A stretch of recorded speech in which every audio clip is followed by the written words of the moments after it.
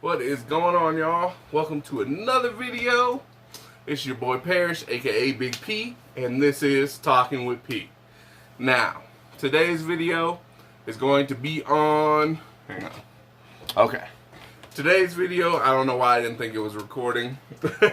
My bad. Don't mind me. It's Monday morning, you know what I'm saying?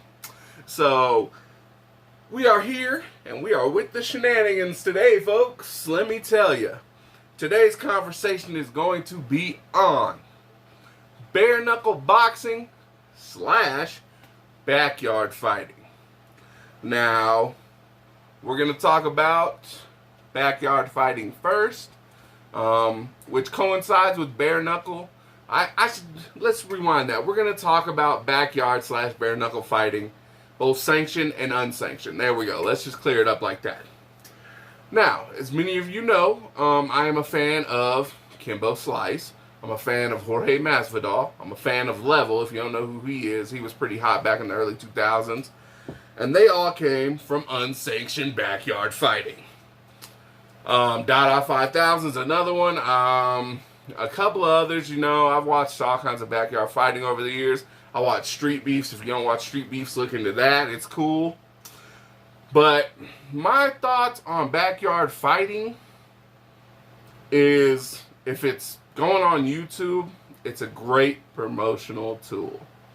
As many of the fighters I just named proved. They've all gone on to have professional careers. RIP to Kimbo. He is the most recognized and noticed backyard fighter ever. You know, just is what it is. Man's the GOAT. RIP the GOAT, man. You know, as y'all know, I got my Kimbo shirts. I got memorabilia. I'm a Kimbo fan, bro. So, the reason Kimbo and others like him inspired me so much, because when I was younger, that is what we did. We were backyard, unsanctioned brawlers.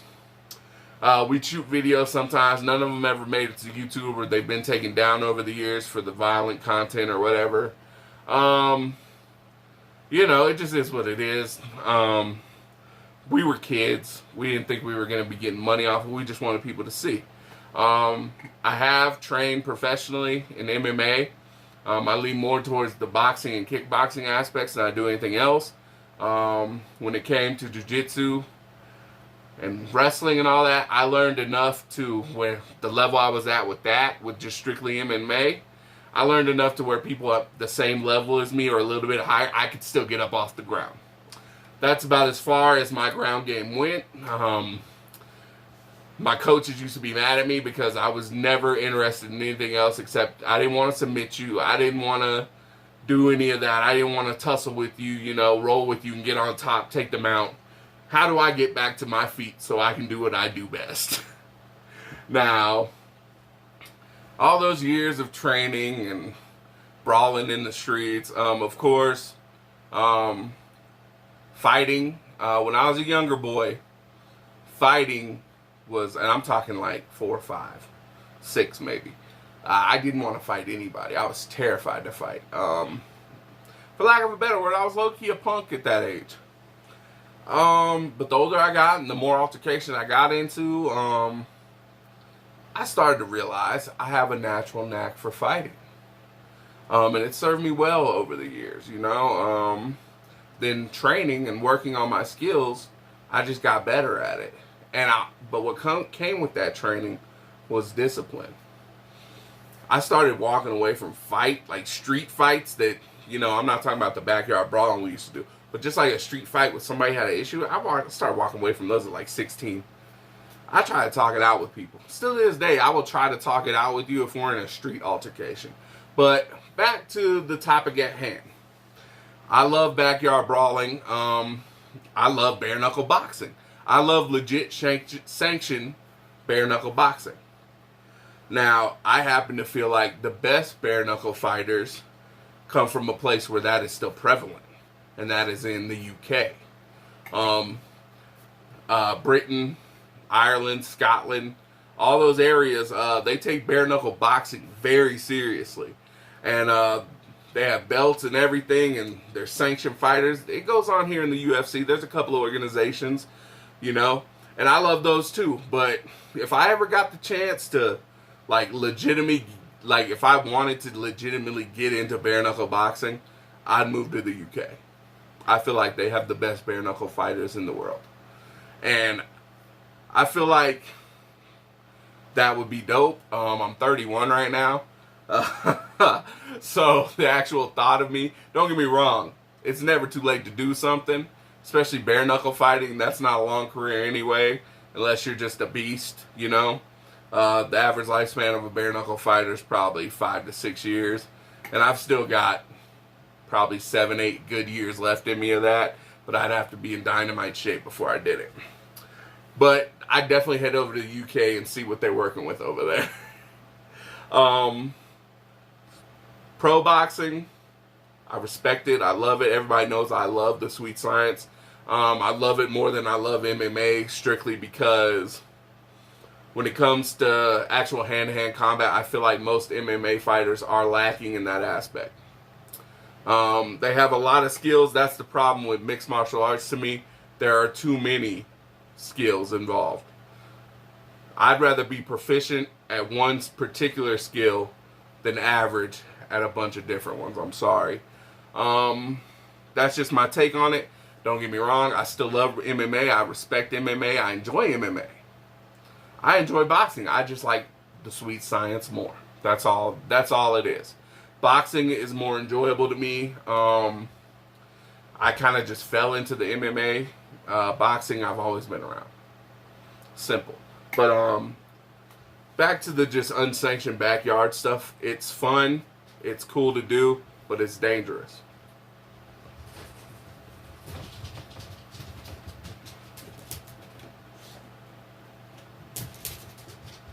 Sorry. My brother's up and Kale's running through the house. But the problem with these unsanctioned fights is usually it's for little to no money. There's no officials. There's no medical. There's nothing. Basically, if you get injured in these fights, it all depends on you to get those cuts, those bruises. If you break something, it all comes out of pocket on you.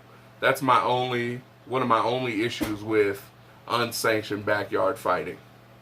The same goes with a lot of lower level organizations when it comes to fighting. What are you doing? Shut the door. For what? Dude, it's fine, bro. Sorry. Damien's doing laundry in the middle of my video. No, it's all good. So you guys are going to hear the washer. It's all good. Y'all know me. We keep it grimy over here. We don't care nothing about none of that. You know what I'm saying? But he was right. I should close the door. backyard fights, nigga, me and you. Jake Paul and Floyd Mayweather got nothing on me and me, dog. Excuse him. He's not a fighter. He's the pretty boy. So ignore what he said. But, yeah, a lot of these lower level MMA organizations and stuff like that, they have insurance, but it only covers you to a certain degree. No matter what kind of combat you do, you should always have your own insurance, just in case something happens that won't get covered. But I love it all. I love combat sports as a whole. If you want to participate in any of it, I highly, highly recommend you do it.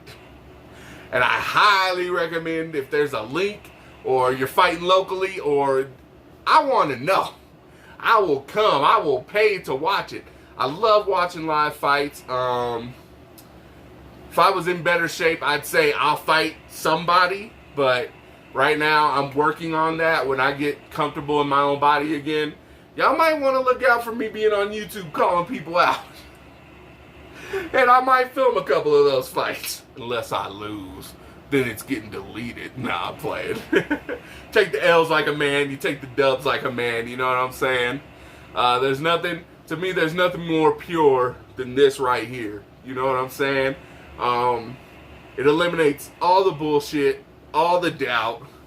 It really shows you who you are. Fighting can show you who you are almost more than anything in this world can. You're going to step in or you're going to step out. You're going to run or you're going to swing. The fight or flight mode. It's very interesting. But one thing I have noticed over the years, people always say, oh, it's the quiet ones you gotta look out for. That's not always true. That's a myth. I feel like that was a myth made up to make quiet people feel better about themselves. Because I know a lot of people who talk a lot of shit that have never taken an ass whooping in their life. Just is what it is. Depends on you as an individual. It depends on the individual you're fighting. It depends on your IQ as a fighter. Fighter IQ. A lot of people don't know nothing about that. But having a high fighter IQ or a higher than average fighter IQ, you can see things coming. You can notice things about your opponent that they might not notice about you. You can literally look at another person if you have a high enough IQ, and you can see their flaws. You can see which hand's their dominant hand. You can read a lot about a person if your fighter IQ is high. And you'll hear me say it all the time. When people like in the streets try to confront me and stuff, if you're around, you'll hear me say, I wouldn't recommend that you do this. If I say that to you, I've already read your body language and I already know what I'm going to do to you to end this quickly. We're not going to drag it out. I will try to talk you out of it. Not for my benefit, for yours. And you can always tell who's really a fighter and who isn't. There's a lot of people that say they are, and there's a lot of people that don't say anything that are. It all depends on the person. Fight or flight. Not knocking the quiet people. You could probably be quiet and you could be the next Mike Tyson. You could be the loudest person in the room and be the next Floyd Mayweather. You could be Kimbo Slice. Humble, but still whoop ass. R.I.P. The GOAT. But if you're going to get into combat sports, I would recommend you do sanctioned fighting. Simply because there's more benefit to it. You know, there's insurance, there's medical, there's officials that'll actually save you from harm if they think you're getting too hurt. Don't get me wrong, some backyard organizations are very organized and they do a great job, but they lack certain tools that these sanctioned organizations have. And if you're a youngster and you're thinking about the fight game, you can choose any path you want. You know what I'm saying? You could choose to be a jiu-jitsu fighter and go to world tournament, jiu-jitsu tournament. You can do whatever, taekwondo, straight up karate, kickboxing, Muay Thai, any of that. You can do it all. You can travel around the world doing that. But I would recommend you get some training and get some amateur fights under your belt. I only had 2 amateur fights, you know what I'm saying? It is what it is. I dominated both fights. But I chose a different path instead of focusing on fighting. So that's probably one thing I do regret. I'm not saying that I would have been a great fighter, but I definitely could have done that for a living to pay my bills. But instead I'm here giving y'all decent quality YouTube entertainment. Which I love doing, by the way. I love this. I love having fun doing this. But, yes. Backyard brawling is okay with me. Bare knuckle is okay with me. Any type of combat sports is okay with me, and I love it. And if you're doing it, I want to see it. I want to see it. I don't care if it's a YouTube link or if it's a Zoom meeting or if you got to FaceTime me. If you are a fighter and in any level of fighting, I want to see it. I love watching fights. I love it. It's something I personally really do love. That's another thing. You gotta love this shit. A lot of people like this shit. A lot of people don't love this shit. Me, I'm one of those people who loves this shit. I live for it. And who knows what the future holds. I could get in better shape here in the next couple of years, and y'all might catch me on YouTube doing something. You never know. We'll just see how it all goes. But that's all I got for y'all today. Like I said, I love combat sports. If y'all know of any underground stuff that's on YouTube or even any sanctioned stuff that goes on, let me know about it. Because I love to watch it all. I love it all. But that's all I got for y'all today. Remember, This right here, there's nothing better in the world, baby. Nothing better than throwing them things, baby. I will see y'all in the next one. Have a great day, great week, great month, great year, and I am out.